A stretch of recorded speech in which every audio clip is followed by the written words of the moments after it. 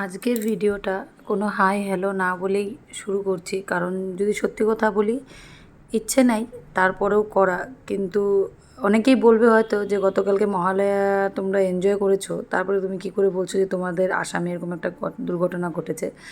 হ্যাঁ, আমি যে কথা বলছি সমাবিশ্বাস, আমি আসাম থেকে বলছি। আর আসামের যে দুর্ঘটনাটা সবাই জানো যে আমরা আমাদের মানে কি বলবো, আসামের যে ডায়মন্ড, আমাদের পুরা ভারতের যে একটা রত্ন যদি বলি আমি, আমাদের গায়ক জুবিন দাদাকে হারিয়েছি আমরা গত 18 সেপ্টেম্বরে।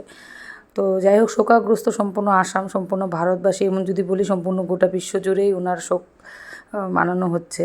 তো তারপরেও গতকালকের ভিডিও অ্যাকচুয়ালি কিছুটা ক্লিপস আগের দিনে রাত্রে দেখতে পারলে যে আমি পায়েসটা বানিয়েছিলাম আর রাত্রে ডিটক্স ওয়াটার খাচ্ছি। ডিটক্স ওয়াটার না, অ্যাকচুয়ালি ভুল বললাম, মেটাবলিজম ঠিক করার জন্য, কারণ আমার যেগুলো প্রবলেম আছে তার জন্য আমি রাত্রে কিছু না কিছু মেটাবলিজম ড্রিঙ্ক খেয়ে থাকি। তো তোমাদের যদি সেই ড্রিঙ্কটার কোনো কিছু ডিটেলস লাগে অবশ্যই বলবে, কাজ খুব ভালো করে। যাই হোক, তো এটা তারপরের দিন মানে গতকালকে সকালের ভিডিও, কারণ ভাবছিলাম প্রত্যেকবারই মহালয়াতে কিছু না কিছু ভালো জিনিস বানাই, তো তার জন্যই আর কি বানিয়েছি। যেহেতু বাড়িতে দুটো বাচ্চা আছে, একদমই ছোটো, তো ওরা তো আর জানে না যে কী হচ্ছে, কী সমাচার, কী ব্যাপার। তো যাই হোক, তার জন্যই। আর লাইফটা না খুব আনসার্টেন, হয়তো এই বছর আছে, আগামী বছর কী হতে পারে কার সাথে সেটা একদমই জানি না। তাই ভাবলাম যে সময়টাকে ওদের জন্য কমসে কম স্পেশাল বানাই। যাই হোক, সকালবেলা আমার খুব তাড়াহুড়ো থাকে, দেখতেই পাচ্ছ হাজব্যান্ড কিন্তু চলে যাচ্ছে ডিউটিতে একদমই সকাল। ওই যে দূরে বাড়িটা দেখতে পাচ্ছ, ঘরটা, এখন ওরা ঘুম থেকে উঠে নেয়, তার মানে বুঝতেই পারছো যে কতটা সকাল। আর আমি স্টেশনের একদম সামনেই থাকি। এটা হচ্ছে সকাল 6:30, 6:45 ফুটেজ, ঠিক আছে। ততক্ষণে ওকে রান্না করে সম্পূর্ণটা দিয়ে দিয়েছিলাম, দেখতেই পাচ্ছ। রুটি বানিয়েছিলাম, পায়েস, আর পায়েসটা আগের দিন বানিয়েছি, আর বানিয়েছিলাম ঘুগনি ওর জন্য, আর একটা দাদা আছে তার জন্য দিয়ে দিয়েছিলাম।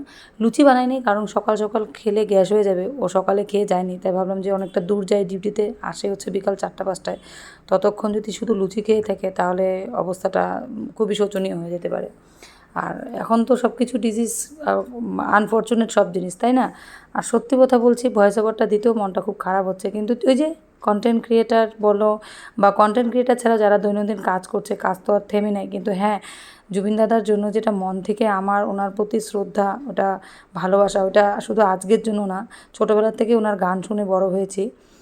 আর কী বলবো, আর যাই হোক, যত বলবো অতটাই কম হবে। সারা জীবন অনেকেই হয়তো ভাববে যে মানে কেমন একটা ব্যাপার যে ওনার জন্য কোনো ভিডিও পোস্ট করি না, তারপরে আবার নিজের ব্লগ ভিডিও দিচ্ছি। আমি পারি না, কারণ আমার মনে হচ্ছে কি ওনার ভিডিও, ওনার যে ডেথ ব্যাপারটাকে নিয়ে অনেকে ভাইরাল হচ্ছে, হয়েও গেছে। তো আমার এই সমস্ত টপিক নিয়ে আমার কন্টেন্ট বানানোর একদম ভালো লাগে না। ওনার প্রতি যেটা ভালোবাসা, শ্রদ্ধা, সেটা সবসময় থাকবে। ওনার এত বড় আমাদের সারা ভারতের লসটাকে, এত যেটা আমরা হারিয়েছি, সেই হারানো জিনিসটাকে আমি আমার কন্টেন্টের রাস্তা বানাতে কোনো দিনই চাই না।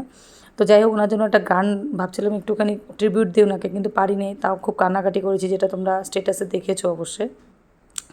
তো দুপুরে একটুখানি সামান্য আয়োজন, তাও এটা একমাত্র আমার ছেলের জন্য, একদম ভেরি মানে কী বলবো, একদম দুপুর 1টা কি 1:30 বাজে তখন এই ডিসিশন নেওয়া হয়েছে। তাও এটা করেছি রাত্রিবেলা, দুপুরবেলা শুধু ওই দেখতে পাচ্ছি মাটনটা করেছিলাম, আর কিন্তু কিছু করিনি আমি। তো এটা রাতে করছি। এই ইন্ডিয়া গেট বাসমতি রাইসটা দিয়ে না প্রথমবার আমি ফ্রাইড রাইস করতে, জেনারেলি অন্য চাল দিয়ে করা হয়, মানে অন্য যেগুলো পাওয়া যায়। তো এটা না প্রথমে চালটা দেখে না আমার মনে হচ্ছিলো ছোটো ছোটো, ওইটা কি অতটা ভালো হবে বা এতটুকু কি হবে। বিশ্বাস করে এরপর থেকে আমি যখনই মানে এটা কোনো প্রমোশনাল কথা না, যাই হোক, যখনই এরপরে ফ্রাইড রাইস খাবো অবশ্যই ইন্ডিয়া গেট বাসমতি রাইস দিয়ে আমি খাবো, কারণ হচ্ছে আমি কোনো অ্যাড দিচ্ছি না, জানি না কী হবে এটা নামটা দেখানোতে।